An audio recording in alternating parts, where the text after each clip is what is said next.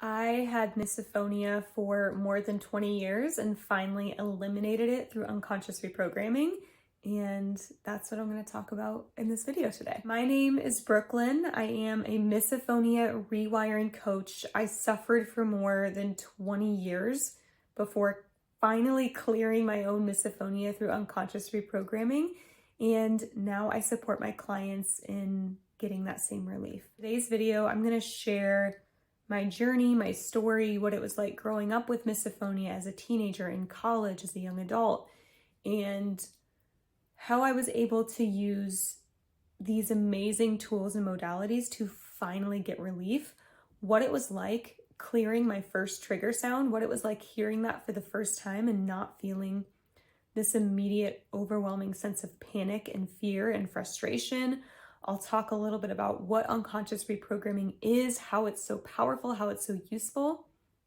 And I'll also touch a little bit on, as I mentioned some of the modalities in this video, if you find yourself saying, oh, I've already tried that and it doesn't work, it's unlikely that you've applied them in the way that I use them to get results. I have a very unique perspective on misophonia, and I have a very unique coaching approach. So I have had a lot of clients coming to me and it's almost like their last resort. They feel like they've tried everything and nothing works. And finally, they're able to get those results. And those stories never fail to make me break down in tears. So today I'm mostly focusing on my journey. And also when I say that I've cleared my misophonia or I've eliminated it, what does that mean? Does it mean that I'm never bothered by any noises ever? Like, what is my current relationship to sounds, to misophonia? I'm going to talk about all of that today in this video. Let's dive in. Let's go back to the first symptoms, if you will, of misophonia. So for me, I'm currently 28 as of recording this in February of 2024. Just had a birthday earlier this month. And I am just guessing. I obviously was a kid, so I don't know for sure. And my mom, bless her heart, doesn't have the best memory either, but we've estimated that it's probably around 7 years old is when I first started showing symptoms of misophonia. But even before that, I was just a really sensitive kid. So when I would wear socks, for example, my mom would have to cut off the ends, like where the toe seam ends on the sock. She'd have to cut off the ends of the sock because I was complaining about how it felt. I couldn't stand the tags in my shirts. I couldn't wear certain pants. I don't think I really wore jeans until late middle school going into high school because I just hated the feeling of jeans. So growing up, I was very sensitive, not just sensitive to noises, but to other sensations as well. So even younger, my parents started noticing that. But in terms of a misophonia response, I would say around the age of 7. And my memory of the first things that triggered me, in trigger warning, I am going to talk about some specific triggers. So just know that that's coming. I'll try to keep it as general as possible. But for me, I think in my memory, I don't know if this is actually the first trigger. I have no idea because I was so little, I don't remember. But this is my memory of the first thing that bothered me would be when we were in the car and everyone was singing along to a song. It would be certain sounds that people made while singing that I would be yelling at them to stop. And I was 7 years old, maybe younger. I didn't know how to regulate my emotions. I didn't know how to advocate for myself or even explain what it was that I was experiencing. So it just came across as this rage and anger. And also, it obviously seemed very hypocritical because I love singing. I always have. And so for me to be able to sing and it didn't bother me, my family was kind of like, well, why are you allowed to do it and we're not? And I didn't have an answer for that. So that's kind of my first memory, is particular sounds that people would make when singing that really bothered me. And then quickly it grew into other noises as well.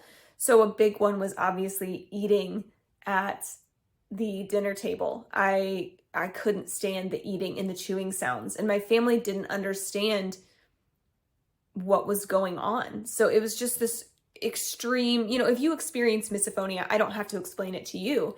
If you're someone who has never experienced it, it's really, really challenging to put into words what it's like to go through that. It's just this immediate, automatic, really intense respond. You can see it in my body language now as I'm describing it. It's so frustrating, and it feels so out of your control because it happens like that, like so quickly. And not everyone in my family was as empathetic to that. Not everyone in my family was as sensitive to my needs, which I understand, because if you don't experience it, it's very difficult to understand what's going on. So thankfully, my mom, she's always a huge, and still is a huge advocate for me. And mental health issues kind of, they pop up on both sides of our family, but my mom's side of the family is no stranger to different mental health disorders and things like that. So she always believed me. She never doubted for a second that what I was experiencing was very real. And I'm sure she was also frustrated because I'm her daughter and she doesn't know how to help me. And she was actually the one who discovered the name of this thing. And at the time, misophonia wasn't even regularly used. That was kind of like the British term for it. And then growing up for me, it was selective sound sensitivity syndrome. So that's what we originally thought of it as. And then later, as misophonia became more popularized, that's what I started using. That's what my family understood that I had and was experiencing. And I think for her to find that and be like, oh, this is something that other people are experiencing too. Like, obviously she already knew that it was real, but having the language to describe it helped me, and I think helped her to explain what I was experiencing to other people who just really didn't get it. And also around 9 years old, I think for me, my dad had a really bad motorcycle accident, and it really shifted the dynamic of our family. Everything was different after that accident. And I think that trauma probably for sure impacted my experience with misophonia and probably allowed me to develop more and more triggers and become more and more frustrated and more isolated and turn more inward. And I'll talk more about my perspective on misophonia in another video, but I do approach and think about misophonia differently than most people. And I don't necessarily focus on the things that kind of seem like red herrings. So I'm not diving into the whys, like, why do I have misophonia? Why did I have misophonia and my sister never did? I don't focus on, oh, well, we have to clear up all of this past trauma first. My goal as a coach and my goal for myself was to get relief. And then after we get that person relief and feeling better and not being bothered by these noises, then if it's useful, we can go back and do all of that other work. So for me, looking back, I'm sure that accident and how it changed our family, I'm sure it impacted me as well. And it's around 9 years old when my misophonia really, really took over. And I started developing a lot of trigger noises. So elementary school, middle school, high school, miserable. And it was something that people had never heard of. I did not find or connect with another person who experienced misophonia until probably 3 or 4 years ago. And it was someone that I connected with through Instagram. I knew there were other people out there because I had seen like support groups. I've been a part of the support groups on Facebook, and I had done my research and I'd seen videos and celebrities have talked about it. So I knew that other people experienced it, but I didn't actually have like a real connection with a human being who I could talk with about it until very, very recently. So in high school and middle school and college, no one knew what the hell I was talking about. And in the misophonia community, I know it's very common to not want to disclose that you experience misophonia because there are people out there who will use that to their advantage and they will use it against you. And as messed up as that sounds, there are people who think it's funny and they will make noises at you to see a reaction out of you. And that happened with a lot of people that I decided to trust this information with. And I think that's another thing that kept me stuck for so long is I didn't want anyone to know. And I lost a lot of friends this way as well, because rather than explaining to them, hey, I experienced this really intense reaction to these particular noises, can we find a way for you to not make these or to lessen this or whatever, I just cut off those friendships. I would find other reasons not to be friends with them because I didn't want this secret to be shared. In fact, in high school, I probably only shared this with maybe 2 really close friends. And if I happen to be dating someone, I would share it with them too, because if I'm going to be spending a lot of time with this person, there was no way that I could keep misophonia a secret. But I really didn't trust it with that many people. And it's kind of interesting because misophonia used to be the thing that I hated about myself the most. And now I think about it and talk about it every day because now as a coach, it's my mission to support as many people as possible. So I'm always talking about misophonia now, which is very interesting. I never imagined that would be the case when I was growing up. Like I said, though, in school, it was effing miserable. It was horrible to the point where I would be like tugging and plugging my ears so much that my ears would bleed and scab over from how hard I was like plugging them and tugging at them. I would like go to the bathroom just so I could cry in the stall for a few minutes. It was absolutely horrible. And then going into college, it was also adding in like misokinesia, like the sight of bouncing legs and pencil tapping and seeing people chewing gum. It was so difficult. In college, I would be like taking a test, when the room is quiet. I'd have somebody on the left of me chewing gum. So I'd be plugging my ear to block out that sound or put in an earplug or whatever. And then I would have to like also angle my body like this so that I couldn't see them bouncing their legs. So I was taking all of these extreme measures to try to just survive. And college, I think, definitely was getting my undergraduate degree, getting my bachelor's in communication is one of the most difficult things that I've ever done because misophonia just made it so challenging. There was actually a time in college where I ended up getting really sick and I actually thought about dropping out. So my irritable bowel syndrome, IBS, was also flaring up. And of course, IBS plays into misophonia. Misophonia plays into IBS. Like just all of that anxiety and all of that turmoil in your body, it manifests in physical ways. And so I was getting endoscopies, colonoscopies, having all these tests done, trying to figure out what was going on. And I ended up getting a really bad sinus infection, which then turned into an allergic reaction to the medicine they gave me. And I missed a bunch of school. And it was at one point I thought about dropping out. Like I did not think that I was going to finish my degree. And I'm very grateful that I was able to do that. And initially I thought I was going to get a master's as well. And I dropped out after one course because I realized I just couldn't take it anymore. I could not sit in the classroom anymore. Like I needed to be free. I needed to be done with it. And so I quit after one course. Even in like a traditional 9-to-5 though, my life was really challenging. It was really difficult. There'd be times at my 9-to-5 when I would be crying at my desk because a coworker was making these really, what I considered at the time, loud, obnoxious noises. And I would just be bawling and I didn't know what to do. This was also a job where I was sitting at the front desk and they didn't want me wearing earplugs. So I'd have to like hide my AirPods or hide my earplugs so they wouldn't see it. So misophonia, just to basically sum up all the stuff I just said, it just really destroyed a lot of my life, my friendships, my relationships with family members. It completely controlled my life.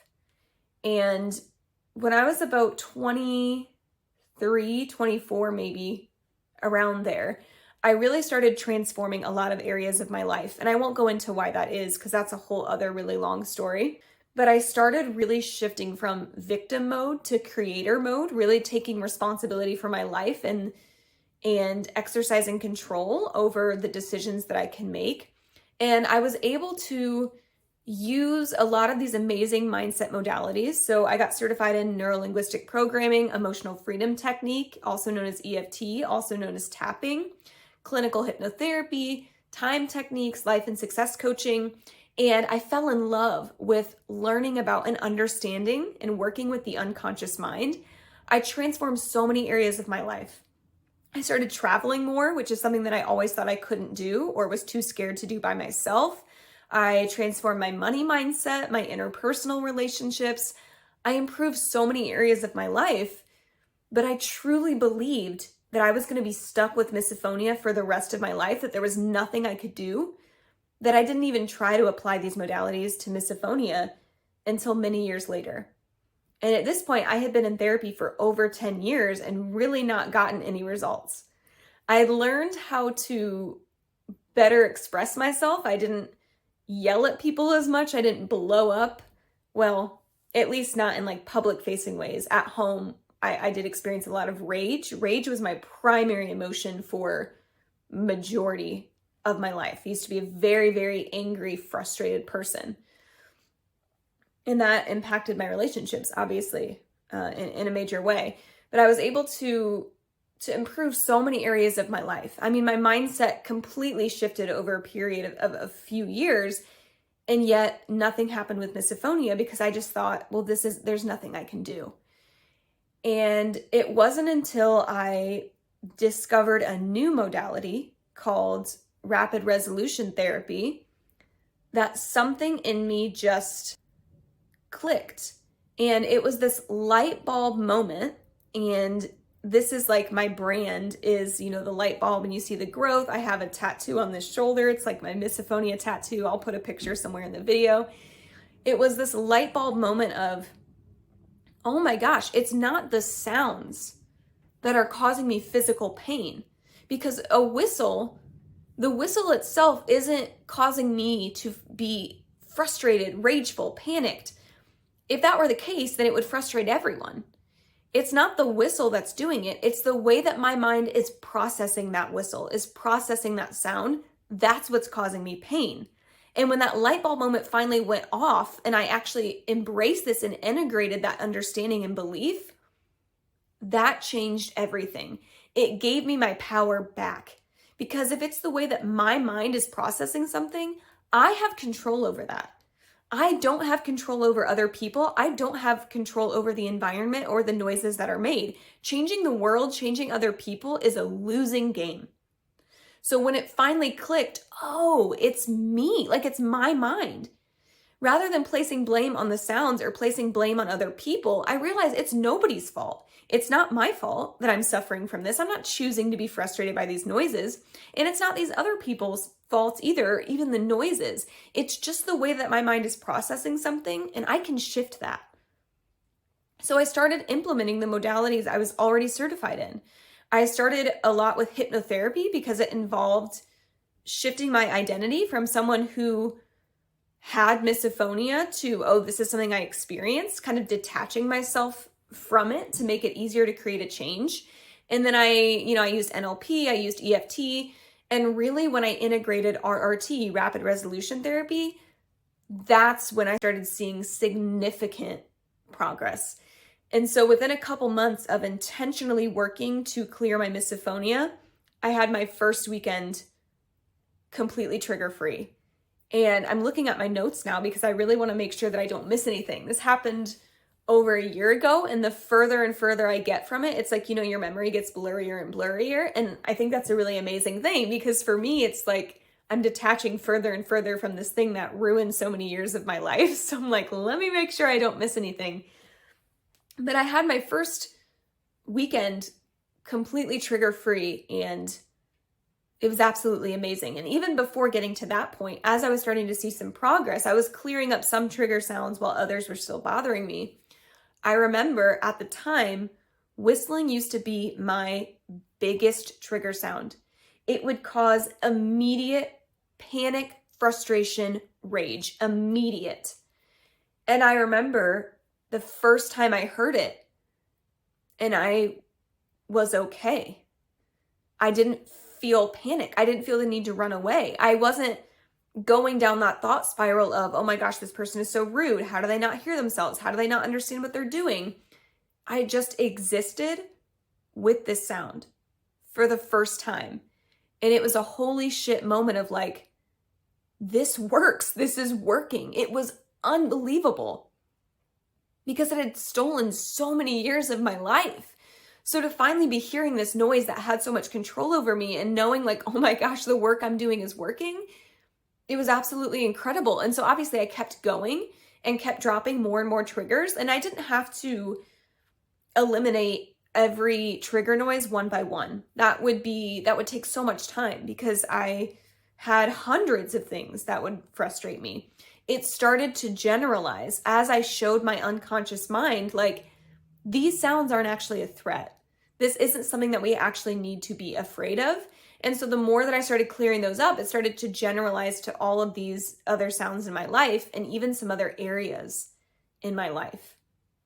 So for me, how I view misophonia for myself and how I view misophonia when I'm working with clients, all I see it as, it's not an identity. It's not something you are. It's not something you have. It's just a pattern. That's it. It's just a pattern that your mind is operating on in the background automatically outside of your conscious awareness. So this pattern is your mind hears a noise and for whatever reason decides that it's a threat. I don't care about the reason right now. Remember how I said earlier, I'm focused on getting you relief, and then if we think it's useful, we can go back and analyze those other things.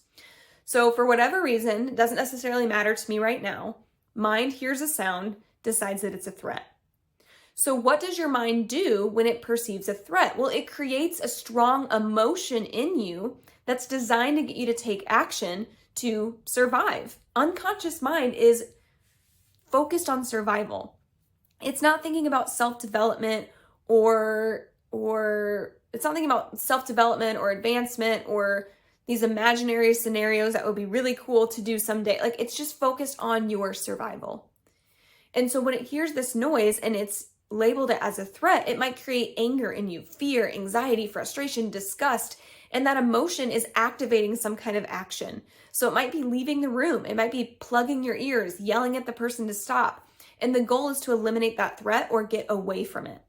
So when we can interrupt and uninstall this pattern and we can show our unconscious mind, hey, these noises aren't actually a threat, then it has no reason to cause those emotions within you. And that misophonia response starts to dissipate. So for me, as I started working on particular trigger sounds, it started generalizing to the others. And one of the really cool stories that I like to tell is that I used to be deathly afraid of spiders, like to the point where I would be like shaking and crying if there was one in the room. It was very, very severe phobia. And through clearing my misophonia, I started noticing that my fear of spiders was also diminishing. And I never, to this day, I have never intentionally worked on my fear of spiders, ever. And yet I started noticing myself being less and less afraid of spiders to the point where now if I see them, I like put a cup over them and take them outside, to the point where I'm talking to my soon-to-be husband about how I want a tarantula. Like, what the hell? Never would I have ever, those words never would have come out of my mouth 2 years ago. So, and I think the reason for that is because my feelings toward spiders were very similar to my feelings towards sounds. Disgust, fear, like just that ick. And so because I was able to show mine like, hey, these things aren't actually a threat, it started generalizing it to these other things that also are not life-threatening. Like a spider in my home is likely not going to kill me, especially a spider that I am aware of and can see. So it's just really cool how when you intentionally interrupt and uninstall this pattern, it can start to generalize to other areas of your life too. So I want to talk about, I've said a lot, what does it mean to be misophonia free? So February 2024, that's when I'm recording this, who knows when you're watching it, I celebrated a year completely misophonia free. What that means for me is, if I were to put myself on a scale from 0 to 5, 0 being this thing isn't a problem at all, to 5 being the most severe reaction ever, I would put myself at a 0.5 out of 5. That is a 90% improvement in my experience with misophonia, because before I would have put myself at a 5 or a 6 or a 7. Like, I would have been off the charts with how severe this thing was in my life. So when I say misophonia free, does this mean that I am never bothered by noises? No. Even people who don't experience misophonia are bothered by noises from time to time. That's a completely like normal thing. You know, you always hear about, oh, that's like nails on a chalkboard for me. It seems like everyone has that one thing that they're like, oh, I just don't like it. I still have some sounds where I find them annoying, but they don't elicit a misophonia response in me anymore. It does not cause panic. It does not cause frustration, disgust. I don't judge people based on the noises that they make like I used to in the past. It's just something that is. And most of my old trigger sounds, I don't even notice anymore. And the ones that I do, some of them still bring up some joy, because it's like, if I had heard that a year and a half ago, I would have flipped out. So it's like this sense of like, I did it, like this sense of excitement. And then there are some where I'm like, yeah, that thing's kind of annoying. But again, it's not interrupting my quality of life. And also it's a good reminder of, I still have some work to do. So when I say misophonia free, I say that because it doesn't impact my quality of life anymore. And I also mentioned earlier, it's so interesting to me because misophonia used to be the thing that I hated about myself. And it's the one thing where I'm like, if this could just disappear, I could have a normal life. If this could just disappear, everything would be so much better. I hated it. I hated it about myself. And now I talk about it every day, all day. Like, this is my job. This is my career, is now helping other people to get relief using the same modalities and strategies that I used to help myself, and that I've used to help over 200 other people get relief as well. This is what I am so passionate about. I have never been more fulfilled in any kind of work that I've ever done. Like, this is the most fulfilling work I have ever done. And having already been in the coaching space, even before I cleared my own misophonia, I knew that when I got those results for myself, I had to then share that with other people. There was no way that I could keep that to myself, because I know how miserable misophonia can make your life. So it is interesting how I went from, this is a thing that I hate about myself, to now I talk about it all the time. And I want to share a strategy that you can implement right now. So if you're watching this video and you're like, okay, this all sounds great, but how do I do this? I recommend starting with your attachment and identity around misophonia. So how many times have you said or thought, I have misophonia? Or even, I'm hearing a lot more now, I am a misophone. What happens when you're doing that is you are over-identifying with this thing, and you're giving it all of your power and all of this control over you. Unconscious mind doesn't like change. Remember how I said your unconscious mind's prime directive is survival. It is to keep you alive. It's not for self-development. It's not for growth. Survival. That's its primary focus. So if you have food, water, shelter, you're good. You're alive, right? There might be more that you want or desire, but you're good to go. And so your mind is like, whoa, whoa, whoa, whoa, whoa, why are we changing things? So let's say that you live in Indiana, where I live, and you have a dream of moving to New York City. You can see all of the benefits from this change. Maybe you want to pursue a career on Broadway. You want to make new friends. You want to be in the city that never sleeps. You're excited about it, and yet something is holding you back. Because your unconscious mind is like, whoa, whoa, like, we've got what we need here in Indiana. Why the hell are we making any changes? So even good change can be seen as scary. So what happens when you're saying, I'm a misophone, I have misophonia, this is just who I am, or I can't help it, there's nothing I can do. You're making misophonia who you are rather than something you experience. And so then later when you decide, you know what, I want to get rid of this thing. Like, how can I get rid of my misophonia? How can I free myself from this? Unconscious mind isn't going to be too eager to hop on board with creating that change, because it's going to feel like you're losing a part of who you are.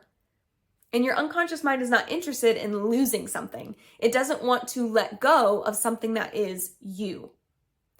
So what I recommend as a very easy starting point is to observe and shift the language that you are using when describing your experience with misophonia. So rather than saying, oh, I have misophonia, it could be as simple as, this is something that I experience. When a sound triggers you and you feel, maybe you lash out at somebody, or you're going internally, you're like, why can't I just be normal? Why do I have to live like this? Catch yourself in that thought spiral and shift that language. Rather than, oh my gosh, this is so frustrating, why can't I be like anyone else? Get curious. So now it becomes, this is interesting. Why is my mind reacting this way, even though I know consciously that this sound isn't chasing after me with a knife trying to kill me? Where's the disconnect here? Getting curious rather than casting judgment, it starts to kind of wedge in between misophonia and who you are, and just kind of start to undo that Velcro that's been stuck together for so long and create this pocket where you can actually do the work to interrupt and uninstall that pattern that's likely been playing in the background for years and years and years. So that's where I recommend that you start, is that identity work. And that's what I started with as well, was shifting from there's nothing I can do, this is who I am, to, oh, this is a pattern that I can shift. I can choose to uninstall this. Just like, let's say that you drive to work and you take the same route every day, and then one morning you drive to work and there's construction on that road. You have to find a detour and take another way to work. That's a pattern that you've just broken, and you've installed something new. That's what we're doing with misophonia. We're uninstalling the pattern, reinstalling something that's more useful. I have also developed, and I am very excited about this, I have also developed the 26 Strategies for Misophonia Relief Guidebook. And this thing is the most valuable resource for the misophonia community. My team and I have put so much time and effort into this thing. And when you get your hands on your digital copy, you'll see why we've put the work into this. It's 26 plus, there might be some bonus strategies in there to help you really see misophonia in a new perspective and dive into the strategies that are actually going to get you results.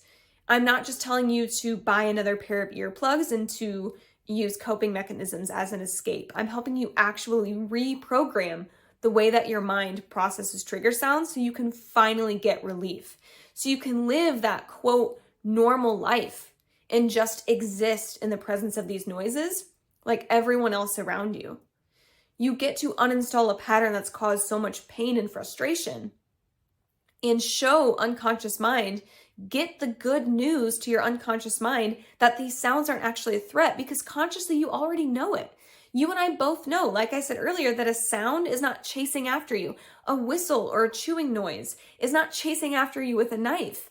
If it were, then everyone would have misophonia. We know consciously that it's not. We're not choosing to suffer, but there's this thing going on in the background that's happening automatically. So we can use these strategies, we can use tools and modalities and unconscious reprogramming to interrupt, break that pattern, and show mind, hey, we can actually feel safe and calm around these noises. I have helped over 200 people in 2023. We have 200 people and counting going into 2024. I have helped so many people find relief. And as I said earlier, the stories that I hear from my clients never fail to make me cry, because it's just so incredible to hear someone else being like, oh my gosh, for the first time I heard this noise and I wasn't triggered. I wasn't panicked. And my clients have made amazing progress in their lives, not just in their experience with misophonia, but in other areas of their lives as well. Because these strategies, while yes, this guidebook is designed to specifically support you with misophonia, they can help you in so many areas of your life. And this guidebook is absolutely free. So you can get your free digital download, and this thing is amazing. And I will say it's 48 pages. So if you're like, holy that's way too overwhelming, I get it. Take it one strategy at a time. This guidebook is not designed for you to implement all of the strategies all in one day. Start with one thing at a time and really integrate that before you move into the next thing. And if you find that some strategies work better than others, that's amazing. I don't expect every person to love everything in this book. You get to try out and plug and play the different strategies and keep what works and ditch the rest. That's why this channel is called Let's Ditch Misophonia. We use what works and we ditch the rest. So I'm really excited for you to get your hands on this free guide. Again, it's 26 Strategies for Misophonia Relief. You can find the link in the description below to get your free copy. If you are someone who feels like you've tried everything, feels like nothing will ever work, then I'll ask you one question. Why did you click on this video? It's likely because there's still somewhere this teeny teeny tiny little part of you who has some hope that something can change. I'm telling you, there is light at the end of the tunnel, and I have packaged it up into this guidebook and I'm giving it to you for free. So go to the description, download your guidebook. You can also find me on the Let's Ditch Misophonia podcast. I have several episodes of the podcast out. I'm just now getting into YouTube, but there are so many episodes available for you, including some free coaching sessions in audio format as well.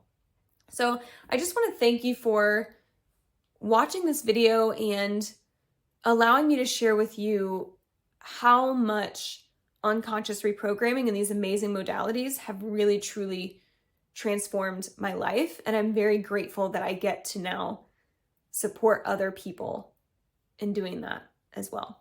So catch me in the next video. This channel is going to be full of tutorials and strategies on how to support you in finally getting relief from misophonia and being able to shine that inspiration and that light and share it with others.